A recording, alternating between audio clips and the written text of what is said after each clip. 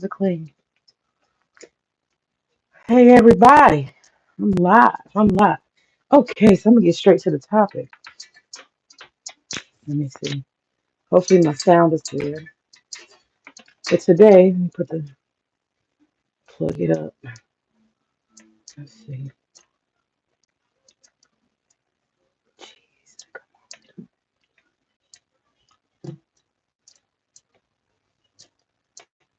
All right, there we go. All right, good day, good day. All right, it's good. So today, my topic I'm talking about today is a Shera 7. Shera 7. She used to go by Shera Star Goddess. I followed her way before she was Shera 7. I'm a fan. Let's just start there. I am definitely a fan of Shera. Um, I know a lot of people. Hold on, I'm bending over, sleeping. Got a little mess right here. I know a lot of people, have mixed feelings about Shera 7. A lot of people got mixed feelings about Shera because um, a lot of people say she's teaching women how to be gold diggers. I don't think so. I don't see her as teaching women to be gold diggers. I think Shera is talking to two different audiences. That's the truth. Um, and I'm a fan. I'm a fan because I think she's teaching women to be intelligent, be a thinker, don't be stupid. I think she's teaching women a lot of stuff. Let me put all this in the refrigerator. I think she's teaching women to be smart and resourceful. She's teaching women to have common sense um, and self preservation. Um, Men always talk about, oh, women are so in their feelings. Women are so emotional. Men love saying that. And I think to some extent, women who are not aware of themselves, that's probably true. Women go by feelings. But we found out generations ago as women that in this modern era, everything that look good ain't good. Hello, hello. Hey, y'all. Hello. A lot of new people I've never seen. Hello. Um, a lot of people think that Shira is teaching women to be gold diggers. I would argue she's teaching women to be smart. And the reason why I say she's teaching women, I don't think I've ever done my opinion on her. I'm definitely a fan, but I think she has two audiences. That's my honest opinion. I think she has two audiences that she's talking to. Her first audience, in my opinion, is she's teaching women, everyday average women, not supermodels, not women who are, what men would consider a 10. I think she's talking to average, everyday women who are down to earth and who want to have a stable life, stable lifestyle. That's who I think she's talking to on one hand. And it's kind of a little bit of a trick bag, okay? Because you have to have more audiences than one. And I think her second audience, in my opinion, is what you would call female dreamers. Women women who love fantasy. And I'm not saying those women can't have their fantasy come true. I'm not saying that, but I think that she has what I was saying is she has an audience that is practical that she's speaking to, practical and down to earth audience. And I think she also has an audience that's kind of caught up in fantasy and pleasure chasing. And why do I say that? I say that because if you listen to Shira, she's teaching the same thing to the same group of women, kind of, sort of. She's teaching the same thing to the same group of women. What is she saying to both sets of women? Okay. The fantasy chaser as well as the practical woman. What is she teaching? Have your own access to money When you get access to money, keep it and do something smart with it. She teaches both sets of women the same thing. She does. Is the sound okay? Can y'all hear me all right? So that's one thing. She also teaches women that there's value in being a woman. In and of yourself, you have value. I don't see any conflict in that. There's value in being a woman. There's value in attention, affection, attractiveness, being good company, right? Spending quality time together, doing the heterosexual dance. There's value in it. Men like heterosexual men, they like the company of women. And, the question is, why not me? I think, at the end of the day, she's saying, why not me for a lot of women? She's teaching women to have high self esteem, self respect, and self preservation. She's teaching women to be smart. Don't be stupid. Don't be a fucking idiot. That's what Ashira's teaching. She's not telling anybody anything wrong. She's not. And so, what is it that she's doing? I'm gonna be honest with y'all. I personally believe the reason why she's so popular is because she's having a conversation that, in my opinion, middle to upper middle class women have with their daughters. Okay, I don't think these are conversations that the working class women have with their daughters. That's just the truth. And that's why it's so appealing. In my opinion, from my experiences, middle to upper middle class women, mothers, they have these conversations with their daughters. They put pressure on their daughters. They'll tell you, you need to make sure you don't gain weight, you need to look like this, and try to keep you together. You know what I'm saying? They let you know you can't just be out here any old kind of way because you need to be attractive, because you need to have a husband. It's like a part of your life. It's a role. And so in that way, Shira is controversial because she teaches women that stability is going to come in the form of marriage and a man. Now, the practical women, the women who come to her for practical purposes, they hear her loud and clear. Now, for the women who like to chase fantasies, Shira, she's very flippant about it, right? She doesn't take the moral morality road. Oh, only married women have value. She doesn't do that. She would be cutting off her other audience, right? Her audience of women who like to chase fantasy. They're fantasy lovers, right? She don't want to chase them all. Isn't that a fantasy girls have? Oh, I'm gonna meet this amazing man, and he's gonna sweep me off my feet, and he's gonna give me everything for nothing just because I'm pretty. Every woman would love to believe that, wouldn't it? And that's why I call them fantasy chasers. Because I think that everything in the practical world is a give and take. Nothing's just free. Nobody just sits around putting lip gloss on all day being taken care of, unless you're some kind of model. But models actually work. Models actually have real value in the world. They actually do something. They make their own money. So even to become, you know, to even have access to a lot of these wealthy men, if that's what you're after, wealthy men. To even have access to them, you probably have to be doing some kind of work that allows you access to them, unless you're some kind of, yourself, you're some kind of millionaire's daughter. Unless you're a millionaire's daughter, you're probably a fantasy chaser. That's just my opinion. Unless you're a millionaire's daughter, you're probably a fantasy chaser. That's my thought. So for the practical women, she's teaching women that men bring stability. Marriage, a decent marriage. We're talking about functional shit here. We're not talking about dysfunctional. Just marry anybody and tolerate anything. That's not the goal either. She doesn't. She teaches women not to be desperate, be particular, and that goes for both types of women. So both types of women are served well by Shira. If you're a fantasy chaser, you're served well. If you are a practical woman looking for stability in a marriage, then she's teaching you something valuable. So you can't go wrong either way, no matter which one you are. Okay.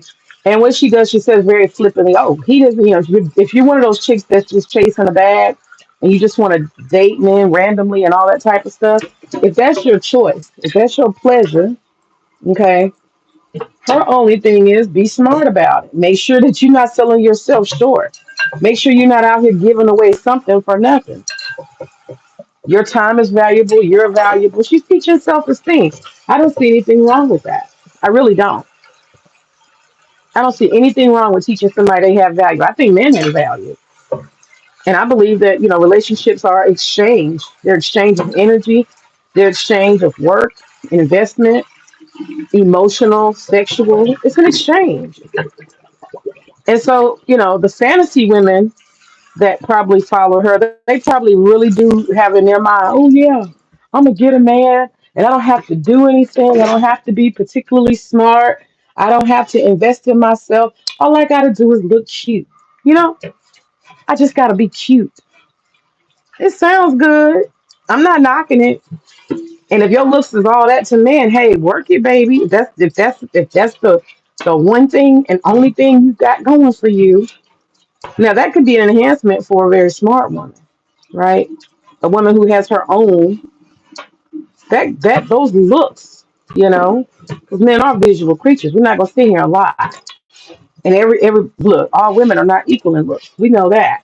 But the truth of the matter is, I say a lot of practical women listen to her because you have to be practical. Every woman, let's keep it real. Every woman is not a fucking model.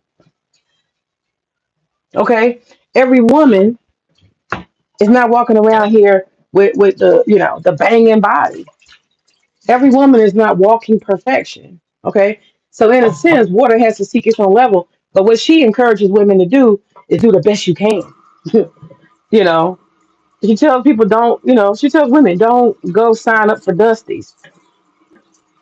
Why does she have to say that? Because a lot of women, like I go back to my original thought, a lot of women don't have the middle class, upper middle class conversation with their mothers. Working class folk don't have these type of conversations about the quality control. They don't. If they did, Shera wouldn't be saying nothing. Ain't nobody never heard. She wouldn't be as popular as she is if this was a common conversation among women folk. Everybody doesn't have gatekeepers. Social class tends, you know, people in the middle class, upper middle class, they tend to have what you would call some basic standards and gatekeeping. So you would already know, like, you can't bring this dude around if he's not X, Y, and Z. And on his side, his family wouldn't accept him bringing around X, Y, and Z. Doesn't meet the standards. So for those who maybe have never had standards, never had any standards enforced on them, we're talking about young people, because when you're 40 and 50 years old, you're kind of out of the game, one way or another. You kind of out of the game. So I do believe that Ashira is talking to younger women. I have to say that. I think she's talking to younger women. She's giving younger women the playbook, the guide. You know what I'm saying? She's giving younger women the game. I don't. I mean, I'm not saying that she don't have no 40 and 50-year-old women following her, 'cause I know she does. But the stuff she's talking about, that's at the beginning of your life. Most of this stuff, you know, finding a solid husband who's got resources. That's some shit you want to be doing when you're in your 20s. I personally think that Shira's, she don't want to cut her audience off by naming an age group. But if you looked at it practically, right? If you look at it practically, what would a 40-year-old woman really be able to do with a lot of her advice? I mean, if you're a fantasy girl and you are a stunning fucking 40, a walking bit of perfection, maybe. But the average woman at 40, you're not the person she's talking to, because you've already probably made a lot of you have made a lot of decisions already.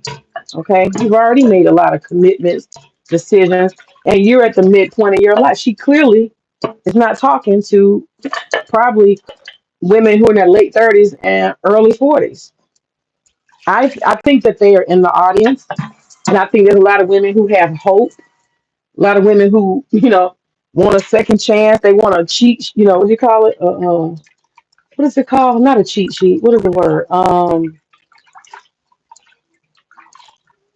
not a cheat sheet. They want a cheat code. I think there's a lot of the women who are in her audience who are past 35. I think they want a cheat code, or they want to see if there's something that they don't know about already. But again, the reason why I think she's controversial is because the working class mothers do not have these conversations about the quality of men, what a man should have, what you should look for. Most women, if we're honest, are not trying to just meet a man who's right at her level. Most women would like a man who's slightly above, right? Slightly above somehow. So that is actually a benefit to you, you know? Slightly above. That would be ideal, I think, for most women. I do think it's very unpractical for people to think like, oh, I'm gonna find a millionaire, you know, or old money, and old money's gonna want me. I don't know. Because if you're looking for them, then that means you don't have access to them. You're trying to figure it out. And I mean, Ashira will oblige. She'll tell them, oh, go work as a, what do you call it? An airline stewardess for a private jet company. Get in their face. And it can work. I mean, there was this guy named Kelsey Grammer. I don't know if y'all are familiar. He had a show called Frasier. And Kelsey Grammer was fucking married, believe it or not. And he met a flight attendant on his trip to New York, and I mean, just the youth of her. He had you know, a jaded, older, shriveled up white wife. She was so jaded, she didn't even want to have children naturally. She wanted a surrogate, a real arrogant broad. She was on a reality show, actually. So I'm not just saying that just out of nowhere. I actually saw the reality TV. It was called Housewives of LA. No, Housewives of Orange County, I believe. And that's when it was revealed that her husband wanted to leave her for this younger woman, and the woman was not particularly bright, talented, or anything. She was like 22 years old, I believe, and she was just nice to him. She was a breath of fresh air. And so that's why I say too that I believe that Shira is talking to younger women. She's not talking to middle, mid 30s and up. Because the younger woman, you see that with the Kelsey Grammer situation, that younger woman didn't have to have anything, didn't have to prove anything. He was a wealthy man looking to have fun, a fresh energy, and that was enough for him. She didn't need to prove anything or be anything. Her youth and her attitude, it was enough, and that's just the truth. That was enough for him. He was sold. He was like, I'm getting rid of this middle aged, tired ass broad. That was his attitude. He dumped her like she was like she was a shoebox to the trash. Literally, he dumped her ass, and they had been together for years too. But let me say this: he's not the best husband. Actually, you know what? I'm gonna look up and see if he's still married to that chick. Cause see, he the type. He's like probably 70, and that lady probably 35 now. you know, he might have left her ass for a younger woman. I'm gonna say he got a track record because I believe Kelsey Grammer had been married 3 or 4 times, so he's not the best stable husband either. But anyway, that's my point. Ashir is only controversial because a lot of women don't have these conversations with their daughters about the quality control of men. And I mean, think about it. Women need to hear that. Why should I sign up for struggle? If I have my youth on my side, if I have other things going for me, why should I sign up for struggle? You know, why should I sign up for less than what I can get? Nobody needs to sign up for less than men either. Why would a man sign up for less than he can get? She's basically saying maximize your options. Use everything you got to get what you want. And she doesn't teach, women to be stupid and brainless and dumb and dingy and all that type of shit. Now she does teach some manipulation skills. I think that part is very interesting. But if you know women and you know little girls, we're already fucking naturally manipulative. You need to look no further than your own child, your daughter, or she'll teach you about manipulation. Girls, children learn manipulation at a very early age. They learn very quickly that people really care when they cry. So they learn to strategically cry. They learn that when that lip pokes out and they look sad and their eyes water and all that shit, they learn that means something. They learn that's power. And they use it skillfully. You can see, man, it is so funny to see how little girls manipulate. They manipulate their daddies, they manipulate men, they manipulate their mama. They're weak when they want to be and strong as fuck when they have to be. So we know, we've been there, we've been little girls, we know we manipulate. So she's not wrong for even teaching manipulation tactics. I don't even say she's teaching it. I would say she's just pointing out the patterns of what women do. One thing particularly that I think that is very important and smart is that Shira doesn't teach women that they need to harass, talk down to low rate. She don't teach none of that. She teaches women to be safe. Stay within your femininity. Your power is in your femininity. For example, if you have somebody who does something distasteful, disrespectful, right? They say something you don't like. If you have high self esteem and you have value in yourself and you respect yourself, you don't need to confront it. I love this about her. She teaches class in it. You don't need to confront that man. You're on a date and he does something or says something. She just kind of like stay in your femininity. And the best thing that you can do is deny access. It's just that simple. Deny access. Remove yourself and disconnect and deny access. You're done. That's it. It's real simple. She doesn't teach women to have an attitude, and I think that's really positive, especially as a black woman. She's teaching women how to be classy and conscious and thoughtful about how you act, what you do, how you respond. You don't have to act a fool. You don't have to have a response at all. I've heard her so many times just say, "Oh, don't call him again." That's it. It's simple. No more dates.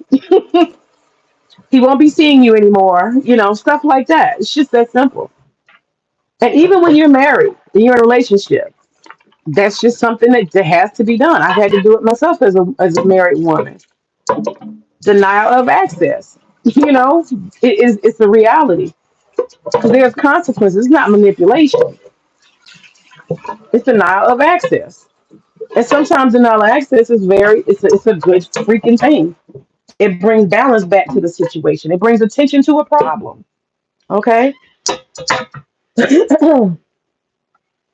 That's important. That's your power. And what do I mean by that? I mean, she could mean a lot of different stuff when you say deny access. And in terms of somebody who's married, you know, we know for a fact as married women, it's a blue moon. It ain't all the time, but if you come across troubled waters, maybe you decide you don't want to cook for a while. You just don't have time, stuff like that. And folks notice. You don't gotta say that. They notice that hot meal ain't sitting there. They notice something's different. Having less to say, being quiet, aloof. Somebody will notice. Not an attitude, not anger, not talking shit, just quiet. Maybe you need to be quiet for a little while. Just be quiet. Let all of it sink in. These are smart things. These are smart things. Because what you realize, especially in a long term relationship, you will learn over time that silence is actually better. Silence is better. Sometimes shit just work out in silence. It does. People change their mind. People have a chance to reflect. People think. You give stuff a little time to breathe. People can, make different decisions, see things from a different perspective. But if we have this whole thing, I gotta win, I gotta dominate. Eh, I'm not gonna sit here and say that's the most feminine thing to do. It's not the smartest thing to do. And we talking about functional relationships. We ain't talking about no crazy bullshit. You know, some ghetto ratchet. All that type of thing. Baby daddy. I'm not talking about that. I'm talking about functional, respectful adults who know how to fucking act. Sometimes silence. So she teaches stuff like that. Some people say, "Oh, that's manipulation." No, it's not. It's called wisdom.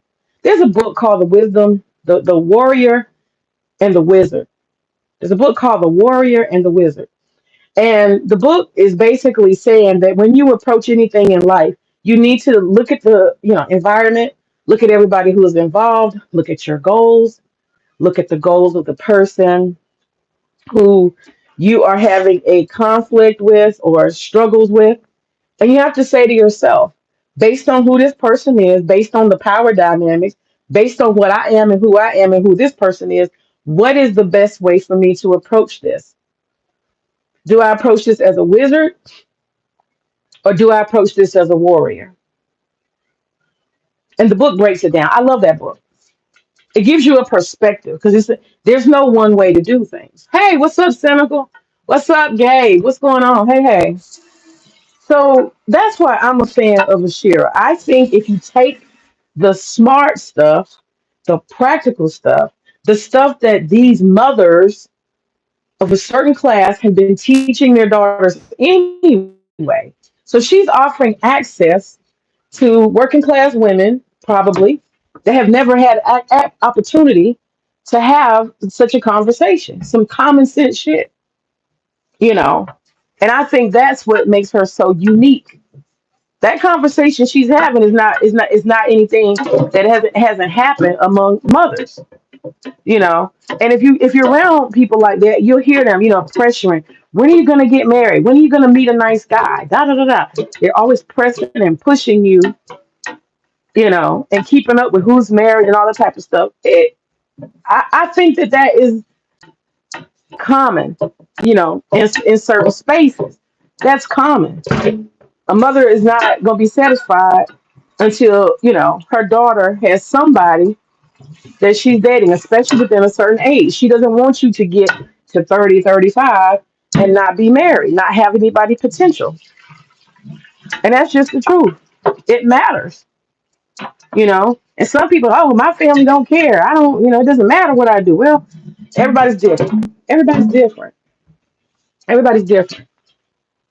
So for the women who are fantasy chasers, let me talk about them. Now let me start with the practical women. The practical women hear the lessons because a lot of women had to learn from generations before the boomers. The boomers were women who, they threw their faith and their emotions completely behind men and marriage. It's the answer to everything. That's what they were taught. That's what I'm saying. Everybody's mother is not having practical conversations about self survival. How can you talk about self survival when you were a victim of not having survived? You know what I mean? You yourself don't know. You just say, "Oh, I'm getting married at 18," and you throw caution to the wind. You don't got no bank account, no money, no net, no education, and you just hope this shit'll work out. It didn't work out for a lot of women too well, and that's why I think it's important that Shira brings some logical conversation, some smart conversation to women. I cannot tell you, and it's not just the boomer women. This pot, is it clean? It doesn't look like it's clean. God damn it. Okay, let me try something else. The boomer women are not the only ones, okay? Let me say that now. The boomers are not the only one. Because I recently was looking into this whole trad wife thing. I was kind of interested in it, because I'm kind of mostly a homemaker at this point in my life. At this point in my life, I'm kind of a homemaker, kind of sort of. I'm reverse. I'm reverse. I'm reverse. I didn't did everything I want to damn do, and now I decide, this is a path I want to take. It's a little cosplay. I ain't gonna lie. I ain't gonna lie. It's a little cosplay. I still got a business. I ain't stupid, okay? I ain't stupid. I think any woman who don't have some income or access to income on her own, she ain't working with a full deck. Because marriage don't mean forever in this modern era. And if you just, I'm gonna tell a story about a lady who was older. She was a boomer, and I'll tell her story. It relates to my old ass neighbor Harry, who passed away. I love Harry, but anyway, I'll tell that story in a second to make my point here. But Ashira is talking to women and telling women, yes, yes, marriage, yes, a man who can provide. All of that is great. You see how she lives, and that's the point. You see how she lives. How many businesses that woman got? She got like 7 or 8, if I can keep count. She has 7 or 8 businesses, 7 or 8 streams of income.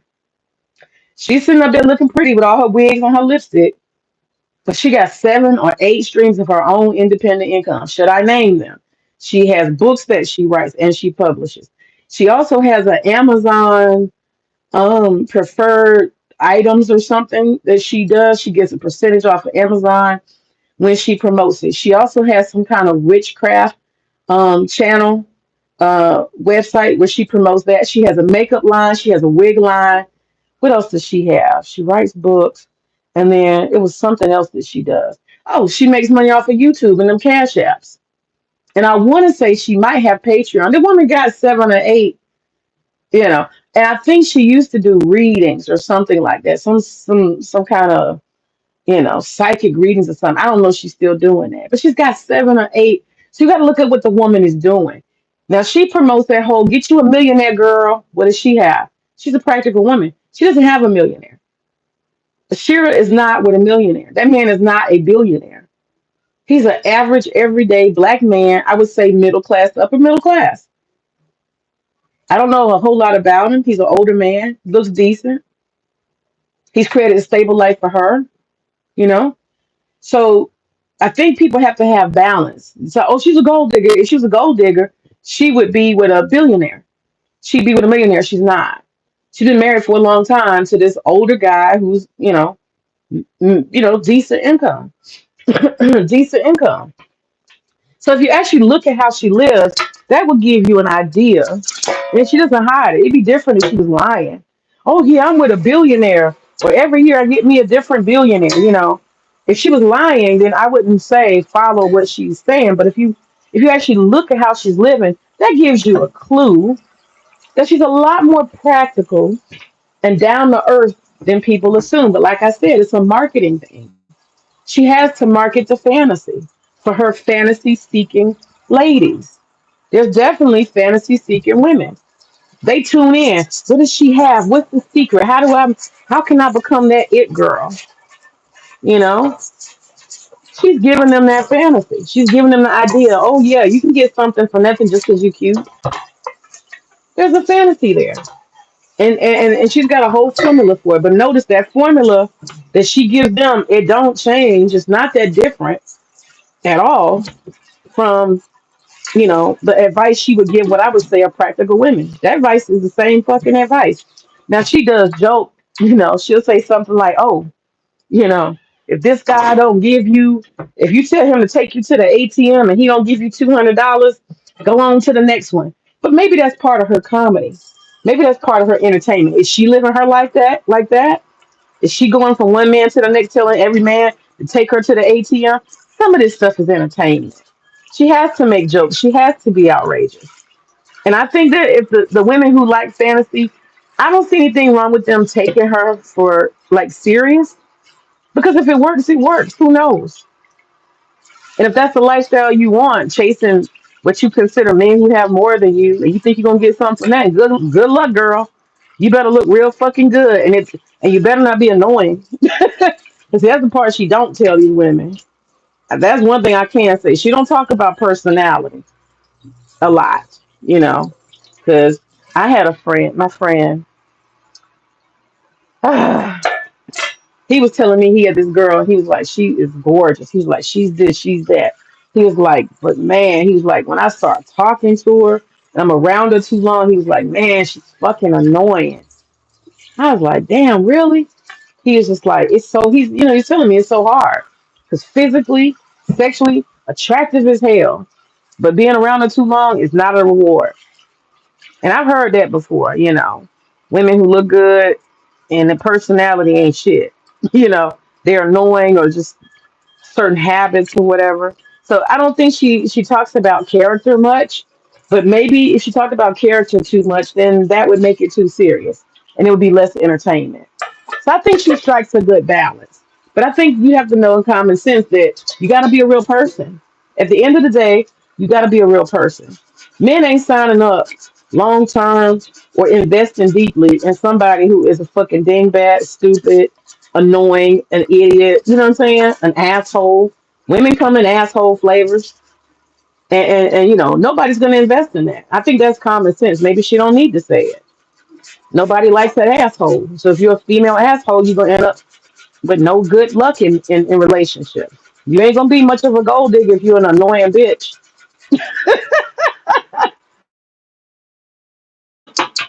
So that takes care of itself. You'll learn. You'll learn. You want to be the big diva and this and that, talk crazy or be arrogant or whatever the hell they might be doing. I don't know. And she doesn't teach women to kiss ass either. She teaches women to be polite, respectful, to ask things nicely. She doesn't teach anything fucked up. So I don't understand what the big goddamn controversy is, honestly. I don't get it. I don't know why everybody thinks she's on some bullshit. I think the gold digging type chicks, the fantasy chasing chicks, I think that some of the conversation she has around what they care about. You look in the chat and they say stuff like, this guy, he's got this much money. How do I get his attention? You know what I mean? Some of them women come at her with very specific, detailed scenarios asking for advice. And I think that's just part of her brand to answer those questions in a funny way. And sometimes it's practical and sometimes the shit is outrageous. And when it's outrageous, I just fucking laugh. I think it's hilarious. Some of the shit she says. That particular part about the ATM, man, she be putting the act on. I remember she was saying, she was like, I'm with this guy, and one of the ladies was saying something about, I'm with this guy, he spends money on me, he does this, he does that. And she was like, how do I get him to start paying my rent? How do I get him to do more than just like take me out, wine and dine me, take me shopping? How do I get him to actually pay my bills? That was her question. And Ashira, she is so funny and animated. So she starts pursing her lips and shit, and she starts doing this whispering bitch thing. That's why I always be laughing about whispering bitches. She starts doing this whispering bitch, and she said next time you go to dinner with him, she said you pull your chair wherever you're sitting, pull your chair in a way that is kind of bold, right up to him. Come around the table, pull your chair right next to him and pull him down close to you and whisper in his ear, after dinner, I want to go to the ATM machine. I was like, no, you can't do that. The shit was hilarious. And she said, now what you got to do is you got to tell him how much money you want. And she told her, she said, just whisper in his ear, very softly and sexy, how much you want. And she said, you don't need to do anything after that. Tell him after dinner, I want to go to the ATM machine. I want $1,000. So you don't got to tell him what it's for anything. That's what she said. I was dying laughing. I said, what woman is going to do that? You better be a bad bitch, boy. That's all I can say. But you know what? Depending on the type of man, that might turn his ass on. It might turn him on. I don't know. I ain't never been in that situation. Be like, hey, I want to go. I want to go to the ATM after dinner. Let's go. You want to make me happy? I think she said something like that. Don't do you want to make me happy? Do you want to make me happy? Some shit she said like that. And he was like, sure, yeah. And she's like, well, take me to the ATM when we finish dinner.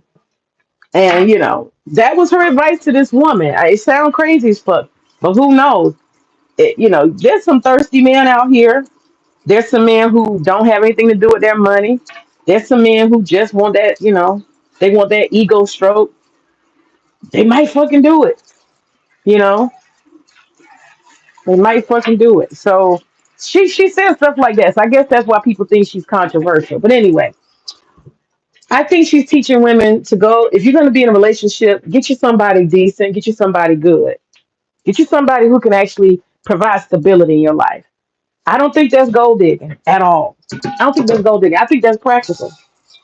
And the only thing is, you better be worth it. That's all I can say.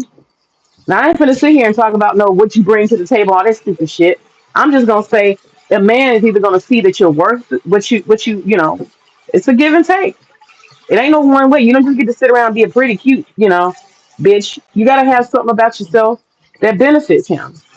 Your attitude, your energy, your investment in him, all of that type of stuff.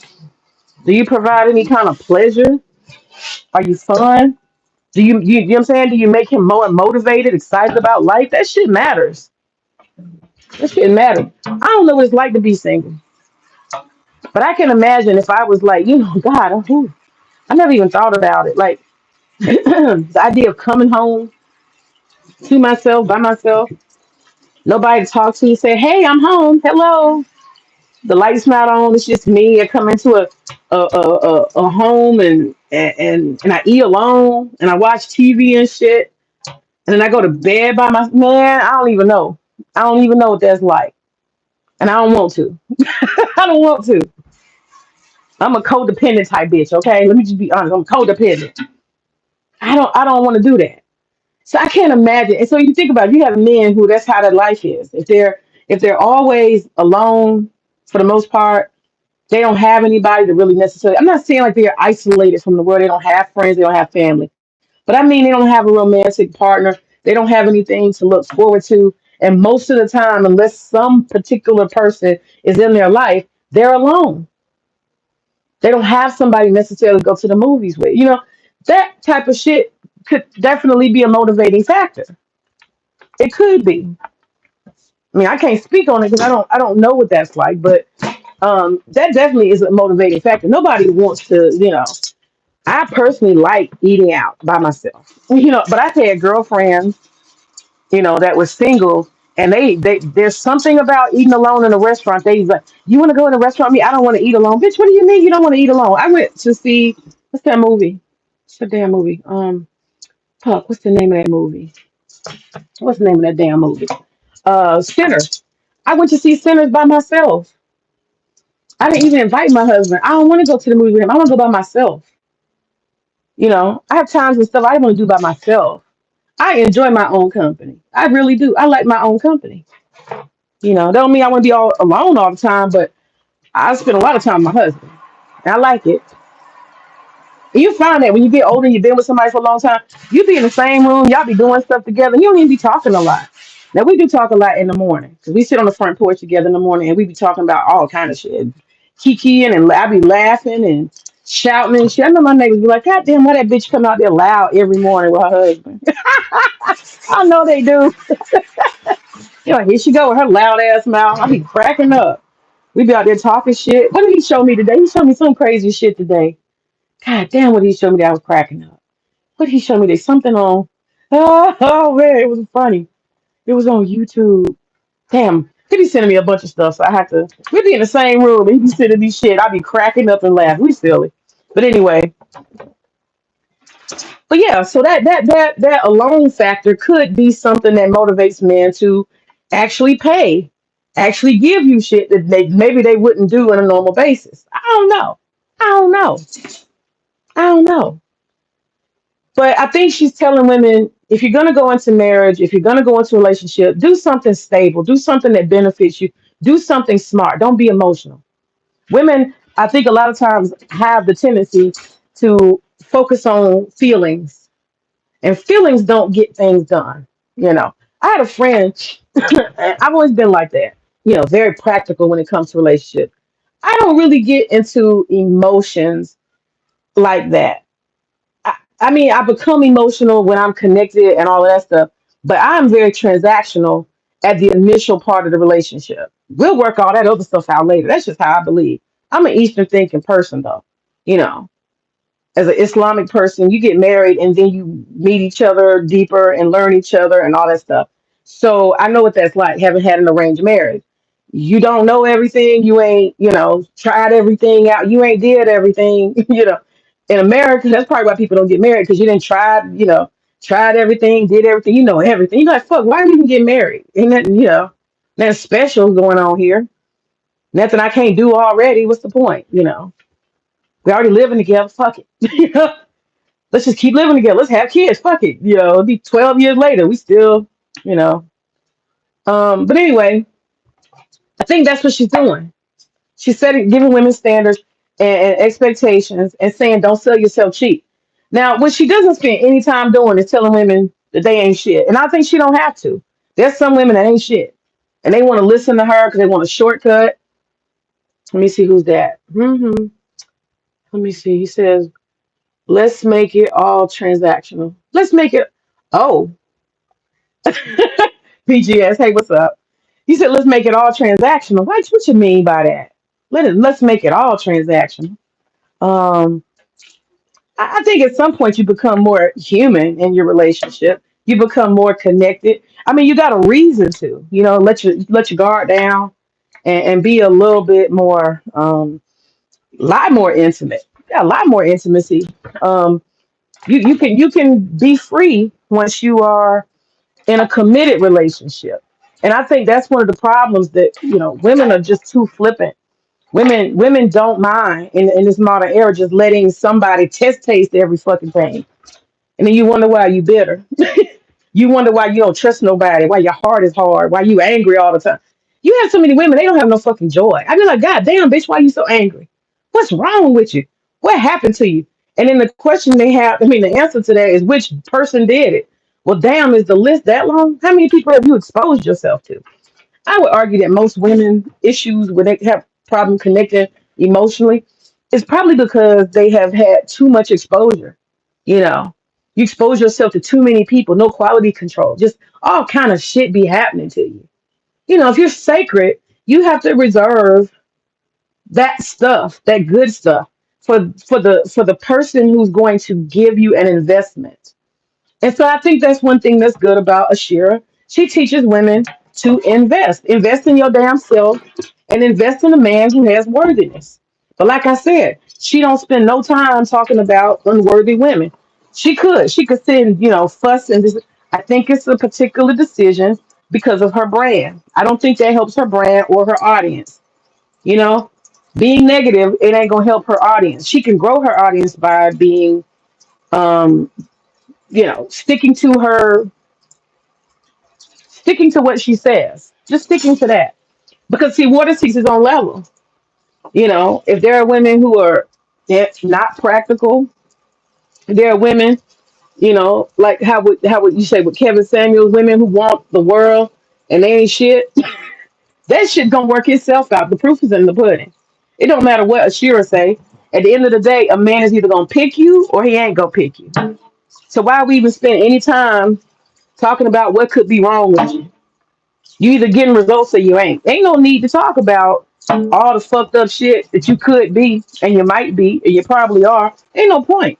The proof is in the pudding. And if you can't get a man or a quality man, this conversation just ain't for you, bitch. You're gonna have to settle. You're gonna have to get what you can. She don't have to say all that. You know what I'm saying? That's the beauty of what she does. She don't have to put anybody down or tell them you ain't cute enough, you're too fat.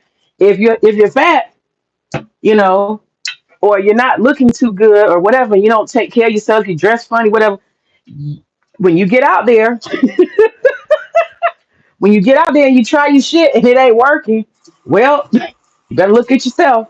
She don't spend no time on that. Cause I think the proof is in the pudding, and she knows that. Ain't no point of dragging nobody or pointing out what's wrong. They'll figure it the fuck out. Cause either men want it or they don't. And if the men don't want it, then hell, you got work to do, sister girl. You better figure it out. You might need therapy. And Ashira don't spend no time on female weakness. I like that too. She talks about empowerment. She don't talk about, oh, all this is gonna happen to you and this and that, da da da. She always just says, be smart. Look out for yourself, be self-preserving. That's what she says. Oh wow, what's up, AB? Drizzle, drizzle. Ah, drizzle, drizzle does not get y'all nowhere. That's not good. You said the let the market decide. Hell yeah, I agree with that, BGS. Let the market decide. Let the market decide. She can teach all what she teach her all day long, and it's gonna be practical for women who it can work for, and for women who they lacking or slacking, it ain't gonna work for them. But she don't spend no time on that, because water seeks its own level. So that's the practical part of it. I think for women like myself, I listen to her and I agree with her that you have to be smart, industrious. You can't be stupid. You have to invest in yourself, have some basic, decent damn respect, know how to act. And like I said, she doesn't teach disrespect of men. She doesn't teach that. She teaches women how to be smart and kind and respectful. And the cat who walks away learns to live another day. Real simple shit, you know. She don't promote ghetto culture. I like that about her. She teaches classiness. I like it. So the next thing I'm saying is, the boomers, and not only the boomers, the women in the modern era. I've seen these. That's why my ADHD is kicking in. I was gonna say the boomers are not the only females that have had that throw caution to the wind. I'm in love, feelings, feelings, feelings, and no transactional levels to their relationship. No practical anything. They're not the only ones, not just the boomer women. You know who did that? These new generation millennials and Gen Z. They've done that. I've seen some of those, what you call them, trad wives. I looked into it, and a lot of them are like, "I'm going on 40, and we're getting a divorce. It's so terrible. He's leaving me for somebody. It's not working out." And these are the women who didn't invest in themselves. They didn't ever have their own money. They thought that he was, they bought into some kind of fantasy. Again, Shera even teaches the fantasy women who like fantasies, don't be stupid. Be smart. Whatever money you get, invest it. Have money and streams of income on your own. You can still be a stay-at-home mom. And that's why I think a lot of them trad wives are actually doing the online platform. They realize they need a stream of income, you know, and that's why they're doing it. You know, that's why they're on. Unless they're doing it, I mean, that's why on social media. That's why they're on there. Got a million followers. They get a check every month. They got products or something they promote. They get a check every month. It is a form of income. So those women, I think, in a sense, are smart. They're smart. Okay, let me see what else said. Okay, but I've seen them women crying, 30, 40 years old. He's leaving me. It's not working out. Well, bitch, did you have a plan B? See, that's what I'm talking about. That practical stuff. All that emotion don't get women nowhere. You got to have a balance. All that emotion ain't gonna get you fucked up. I just thought, well, no, it don't work like that. This modern era, people don't marry for life. People marry until it don't feel good no more. So I would say that the goal of marriage is to make sure that the other person is happy as fuck. That's what I would say. That's your best bet. Because if you just count on, oh, this person, they're gonna cost them money to divorce me, that's not a good enough reason to stay married. You might want to spend a whole lot of energy making the other person happy, and they spend a lot of energy making you happy. Then you can be married for a very long time. Happiness is the key. Satisfaction is the key.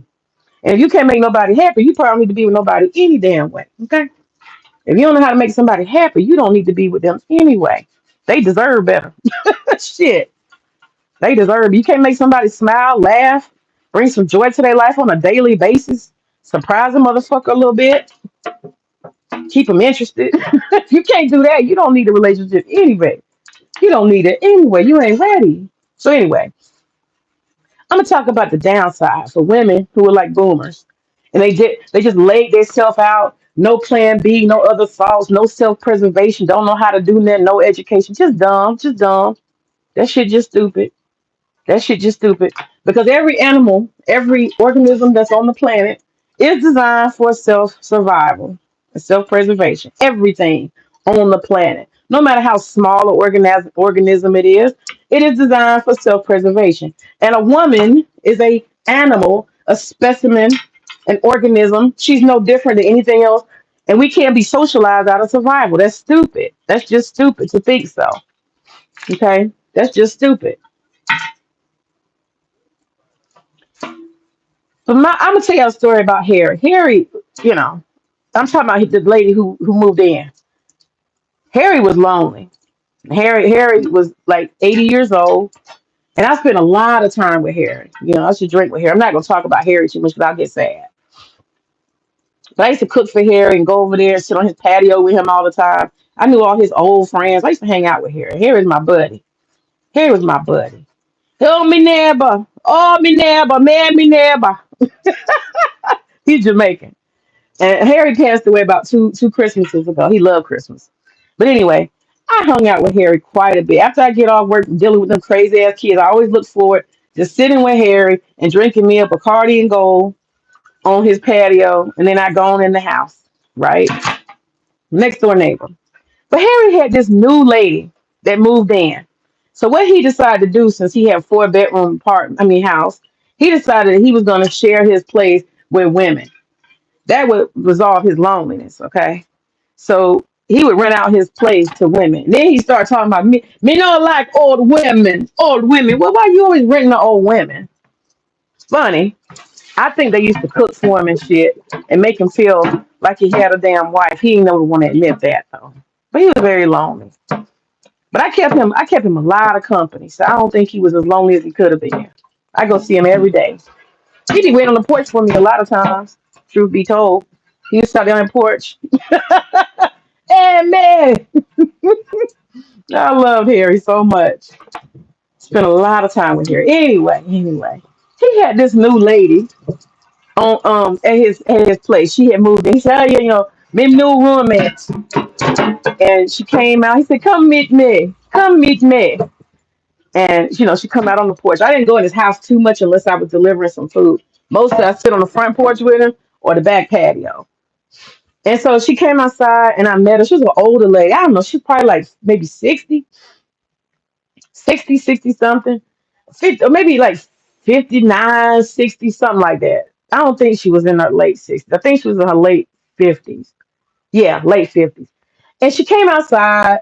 And I'm telling the story about a boomer and how they didn't plan. They don't do what a Shera is telling, self-preservation.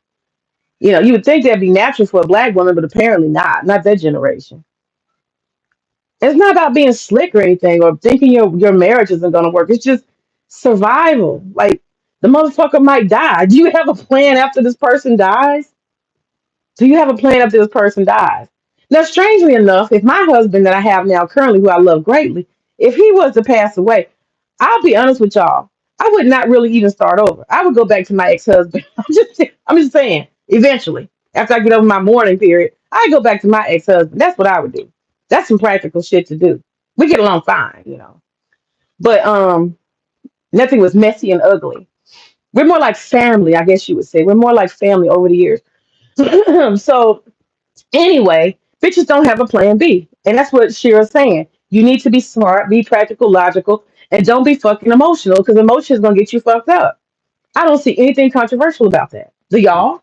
Do y'all think there's anything controversial about that? Let me look and see. What is so controversial about her? Nobody said that. Okay. All right. So let me see. What am I supposed to be watching? Oh, this pan. Okay. I can really only be on the internet when I got something I can do. I can't sit in front of that computer. Um, so what happened is he said, "Come meet me, neighbor." And so I go to meet her. I don't even remember her damn name. It don't even matter. But I go to meet her. She come out on the porch or whatever, and she starts talking to me. And if I remember correctly, she had a drink. I know I had a drink, and she got eventually. I don't know if it was the same first time she met me or different times. I can't remember. Okay, so I'm not gonna sit here and act like she opened up to me the first time we started talking. And I think I asked her how did she meet Harry, and something like that started the conversation. And she ended up telling me I had to get out of that house. I had to get out of that house. I just couldn't take it. I had to get out of that house. It was gonna be me or him. Somebody's gonna get killed. I was like, whoa, what's this? And so what she was telling me was a story about her husband. So he was old school enough not to just be able to say, "I'm gonna divorce you." Something about him as a man, he didn't want to be able to say he divorced his wife, his stay-at-home wife of like fucking 40 years. Okay. He didn't want to do that. That just doesn't make sense. Cut her loose, shit. Just tell her, bitch, I don't want to be with you no more. I done got the best years out. You got my children. I got you to cook and clean and be my fucking maid. And now I'm done, bitch. You gotta go. He should have had that conversation. He didn't want to have that conversation. So what he decided to do is he was already divorced in his own mind. This husband, I never met him. She's telling me this. This is her version of the story. She's telling me that he got to the level of disrespect because in his own mind he was divorced already, and she didn't even know a divorce was an option. She's one of the married for life type chicks. She ain't did nothing. She been the lame same woman. She been her whole life. She ain't changed, at least not from what she said. She ain't did nothing different. She claimed he had a midlife crisis. That's what she said. She said he had a midlife crisis. He got to feeling himself, and I guess maybe he was. loyal that whole 40 years. One way or another, he woke up one day and he was just like, I need a new life. I need me somebody else, somebody who makes my toot poot or what. I don't know. He needed something new, not her. But instead of him saying, I want you to move into a hotel, you're going to end up homeless, he let her stay. He didn't even have a conversation. He just started telling her, I'm going to have some friends over. Y'all follow me now. He told her, I'm going to have some friends come over. That's how it started. That's what she said. I'm going to have some friends come over. And so her and her husband had been living in this home that they have been living in for a long time through the length of their marriage, raised their children and all of that. And she's in her late 50s or so, early 60s. And he tells her that he's going to start having friends come through. Now, I don't know as a wife how you take friends coming through. I don't know how you exactly process that, but that shit don't sound good. Okay. That shit don't sound good. I'm going to have friends come through. Not our family friends, but my friends come through. My friends come through started being him cackling and laughing and flirtation. He was bringing his dates home. He was bringing his dates home. Now, how demeaning is that? You a woman who doesn't have, she told me the car was in his name. All the cars was in his name. The house was in his name. She explained all of this. And I just listened. I didn't want to seem like I was judging, but I was like, damn, bitch, you ain't got nothing. You couldn't just leave on your own, keep your pride, nothing, dignity. That shit's demeaning. And so she said, a couple times she asked him, why are you bringing people here? Why are you bringing these women around? And he told her, I told you I was going to have some friends, and this is my house. They're my friends. And if you don't like my friends around, you can leave. Every time she approached him about him bringing these women, she said that women was cooking for him. They were having like cooking dates in the house. Imagine that. He even told her, you take upstairs. Was it? No, you take downstairs. He told her, you take downstairs, master bedroom downstairs. I'll take the upstairs. So he basically made himself a bachelor pad on the second floor. He told her, don't come up to the second floor. That's what he told her. And so sometimes he would, she got to the point where he would tell her, don't come downstairs because I have a friend coming through. I was like, you got to be kidding me. You got to be kidding me. And, thank God I was drinking because if I had been sober, I'd be like, bitch, you stupid. You know. But what are you going to do? What are you going to do? He's told you, I'm bringing my friends over. I own this house. All this shit is mine. The money, the retirement account, the health insurance, everything you got, I pay for. I'm letting you stay. And if you don't like it, you can get home and leave my car. Catch you up, ride somewhere. Somebody come pick you up and basically tell her you starting your life over. He probably wanted her to. That's the truth of the matter. You wouldn't treat somebody like that unless you wanted them to leave. He wanted her to be so humiliated she would leave, and she eventually did. But she stayed too long. She stayed way too long. She was telling me the women would come over and they would be like, cooking. They would be doing takeout, watching a movie, and she would be upstairs and crying and upset and all this type of stuff. And I mean, that shit's so demeaning. Like, who in your family you gonna call and tell my husband's downstairs with other women? That shit don't even sound like, man. You can't say that. You too humiliated. Why would you let yourself be humiliated like that? Because she didn't invest in herself. She was stupid as hell. No self survival. No nothing. And Shira even says that if you sit in a situation like that, there's a cost to pay. You don't want me to have an income. You don't want me to work. Well, I need you to pay me to just be here.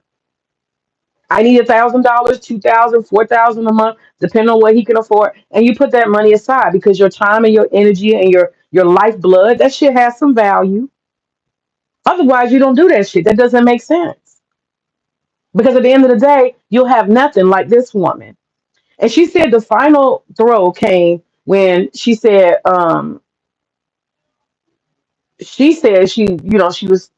abiding by that stuff, don't come downstairs and stuff. And she was like, that was like a prison because he would be there all night long. She was like 2 o'clock in the morning, they in there cackling. And she said she was really done. And at that point, when she wanted to leave, was when she said he and that woman or whatever women he was with started having sexual sounds,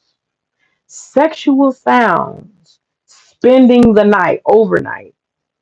When it turned into spending the night overnight and sexual sounds with no like just no holds barred. Like she ain't nowhere. Like she's nobody. She's nothing. She became so invisible and disrespected. She packed her shit and she got on the internet. I think she got maybe I think she must apply for Social Security or something or disability. I'm not sure. But she couldn't afford much. Whatever she applied for, she couldn't afford much. She could afford a room. And that's how she got next door at Harry's house as his roommate at almost 60 years old. A woman who did not use her brain, a woman who did not invest in herself, and she didn't have no plan B. This is what being stupid will get you in a rooming house, starting your life at 60 years old. Just dumb, just stupid. I mean, come on, man. Jeez, jeez. So anyway, that's the practical side. So women like me, you know, I see her as saying, invest in yourself, find a man who's not raggedy, he's not a dusty, and it goes without saying, water seeks its own level. If you a raggedy ass chick, only thing you're gonna attract is a raggedy ass man. I don't think a Shera even need to tell women that. They're gonna find out. And that's the thing too. I think the manosphere they spend too much time talking about the shit they can't get or what they don't want. And you'll notice Shera don't do none of that. She don't talk about the men you don't want. She'll just mention, don't let him be a dusty. That's about it. She ain't got no negative energy or nothing else to say. And every woman's desire is gonna be different. Okay, every woman's needs and necessities and what her levels and standards are is gonna be different. Water seeks its own level. What might work for one woman, there might be a woman who don't mind driving her man around in her car, taking him and dropping him on his job. There's some women she don't even speak on that type of stuff. She just says be smart and make sure that you are dealing with somebody who is going to enhance your life. I don't understand what a controversy is. I really don't. Her jokes and shit, all that flippant, funny ass shit she says, maybe that's what makes her controversial. But I think the woman is the most practical woman in the world. And that is why I am a fan of Ashira. Oh, hey, what's up, Gabe? You just missed me telling the story about a boomer who played herself and why I think Ashira is somebody women need to listen to. That's all. Because at the end of the day, you got to have a little bit of a plan B. Survival is a natural instinct to every organism on the planet. And you just playing with yourself as a woman. If you don't have any plan post marriage, death, you're just playing with yourself. That's all. But yeah, that's my thoughts. Now, the last part I was talking about is I talked about practical women and why I don't think anything she's saying is controversial as it relates to practical women. And just briefly, I'll say this: the women who like to chase fantasies, the proof is in the pudding. You know, most women are average. Most people are average. I'm average. Most people, 90% of the people on the planet are average. Nobody's walking around here a fucking 10 with a beach body and, male or female. Most people are not walking around here looking like they're, a, a, a, a god, a goddess incarnate. Most people are not. Most people are pretty average, just average. And so pretty much anybody can be potential with anybody. They can. Everybody's a lot of potential for everybody, for the most part, give or take a little. But she has a particular group of women that do actually want to be gold diggers, and I call them fantasy chasers. But the thing is, you have to be an outlier. You know what I'm saying? You got to be an outlier to have it like that. And Shira's not stupid. She knows that she got probably, two, 300 women in her chat talking about how I'm going to get a billionaire. She know damn well that half of them women don't have the looks or the class or culture to get no damn millionaire. But part of her brand, let's just be honest, is to sell some fantasy. So just a little bit of fantasy. And I think that it's okay because when these women actually try to apply these fantasy chasers, when they try to apply this stuff, reality is the best check. And that's it. So it's not that controversial. She's not setting you up for fail. She's telling you, look, baby, if you a model, if you that sexy and that beautiful, and you think that these men want it like that, go get what you can get. See what they will do because that's an outlier. That's not the average everyday woman. The average everyday woman is going to do best in a stable relationship with a solid man. Her longevity and her stability is going to be intertwined in that. So hopping from millionaire to billionaire every other day is not really practical for any women. But if you that outlier, go get it, girl. If you that 2% of women, go get it. And I think the honest thing is she knows that most of them women that are asking these crazy questions and having these fantasies, she knows that they will get out here and be brought down to reality naturally. She need not say anything. Experience is the best teacher. That's my thoughts. So what do y'all think that is so unpractical about Shira, or what makes her controversial? What are your thoughts? Let me see. Let me see if I can read. He said, understood. Overall, I've never had an issue with Shira. I think she's funny, but nothing that any real, but nothing that has any real negative results. Right, right, yeah, yeah. She ain't teaching prostitution. You know what I'm saying? She's teaching you if you can satiate and charm a man, and you got it like that, and your looks and your sex and all that. If that's what it is, and and he wants you, go for it. You can get that, man who's got all them resources and he's got the top choice of women, and you're one of those women he can choose for. Go for it. But yeah, I just think that I think it's a safe space because like for example, Kevin Samuels, in my opinion, he felt it was his need to bring women down to reality. I don't think Ashira sees the need or the benefit of it. That's not her brand. She doesn't say stuff like, well, what's your dress size? Oh, you think you're hot, huh? Oh, you want a billionaire? What do you look like? She doesn't even bother doing that, and she just makes light of it. She's not with a billionaire. She's not with a millionaire. So I say go with what Shira's doing. Look at what she's doing that's practical, having multiple streams of income, being a smart woman, committing long term in marriage to an average guy. He's fucking average, you know, and he's older, more established. I don't know all his business. I'm just saying. You look at what she's living, and that's the balance. That's what I would say. But anyhow, so that's my thoughts. My final thoughts on Ashira. I think she's practical. I don't see anything controversial other than her ass being funny as fuck and silly and saying crazy stuff. I'm a fan. I like her, and I think more women need to hear some positive, practical stuff and laugh a little bit at the same time. Self-preservation and high self-esteem, and it'll all be balanced out when you get out here in the field. Okay, when results are everything. That goes for both sides. Anyway, all right, y'all. I'm gonna go. Y'all share. Y'all have a good day.